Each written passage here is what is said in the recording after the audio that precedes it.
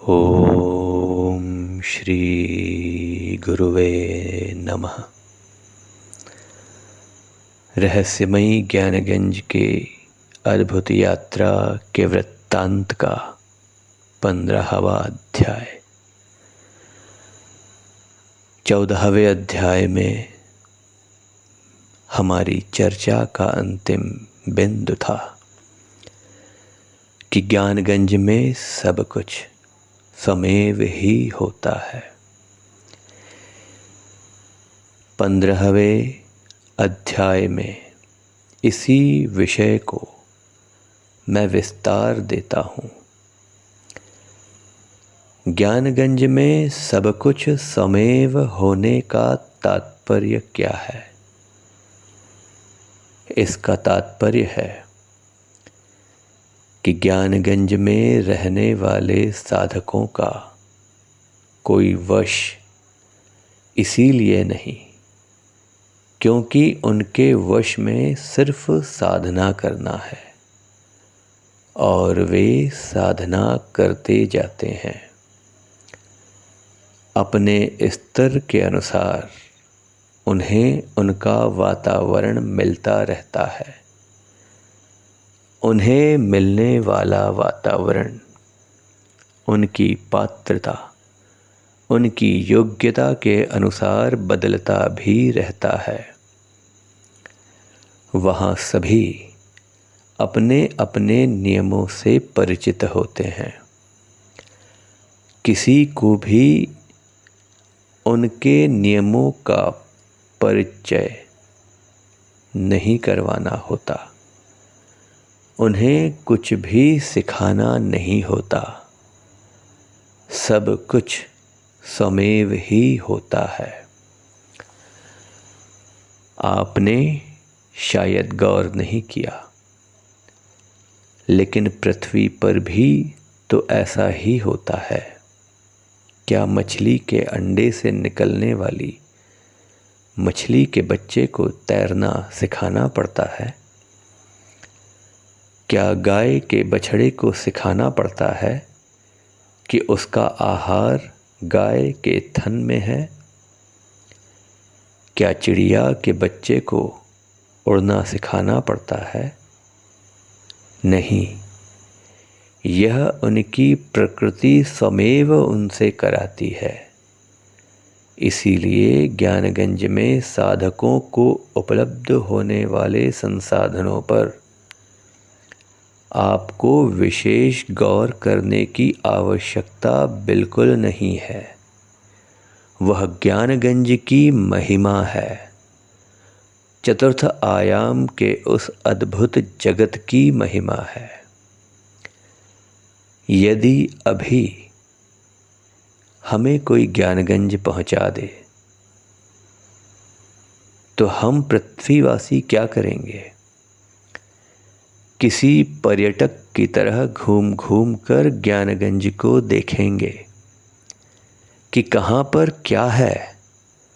हम फोटो लेना चाहेंगे, हम सेल्फी लेना चाहेंगे, हम वीडियो बनाना चाहेंगे और उसे सोशल मीडिया के ज़रिए शेयर करना चाहेंगे। ज्ञानगंज में हमारी हरकतें ऐसी होंगी जैसे कि हम सैर सपाटे पर निकलते हैं। किसी पहाड़ी क्षेत्र में या किसी समंदर के किनारे या किसी मंदिर में या विदेश में, हम पृथ्वीवासियों की हरकतें इन सभी जगह एक जैसी ही होती हैं। हम सिर्फ घूम घूम के मज़े लेते हैं और इन सब का परिणाम क्या मिलता है? शून्य।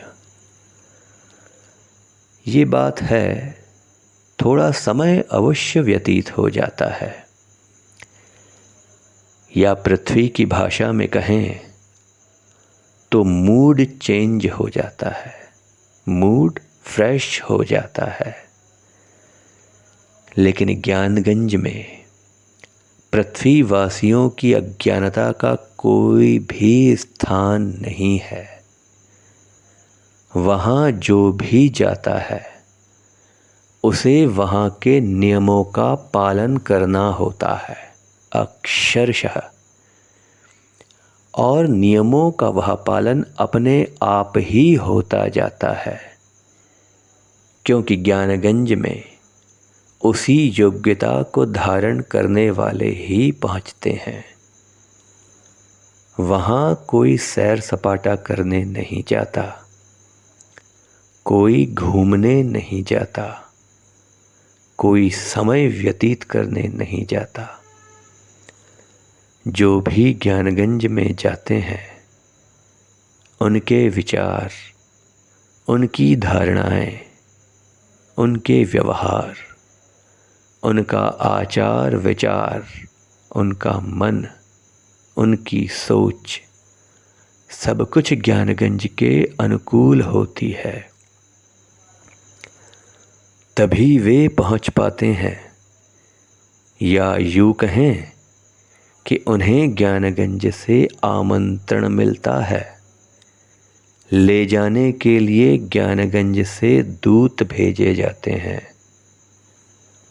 आप संभवतः सहसा इस पर विश्वास न करें, लेकिन अपने जीवन के कुछ पन्नों को पलटकर देखिए। आप में से अधिकतर लोग ऐसे होंगे जिनके जीवन में ऐसी कुछ घटनाएं अवश्य घटित हुई होंगी, जैसे कोई काम अपने आप हो गया हो। आपका मन सोचता था, लेकिन आपने कभी प्रयास नहीं किया, अपने आप ही हो गया।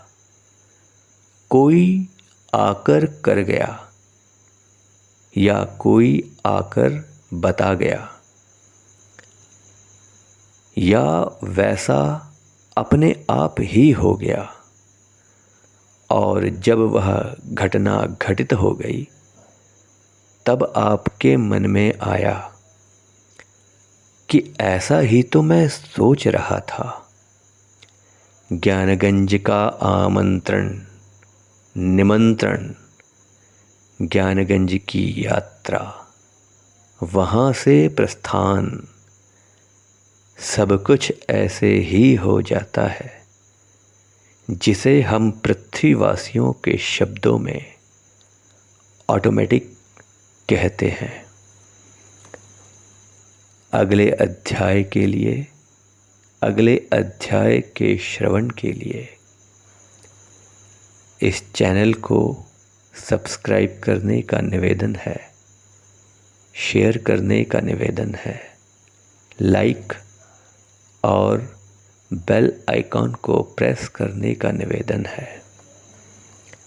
शीघ्र ही आपके समक्ष अद्भुत ज्ञानगंज की अद्भुत यात्रा, रहस्यमयी ज्ञानगंज की अद्भुत यात्रा के वृत्तांत का अगला अध्याय लेकर मैं उपस्थित होऊंगा।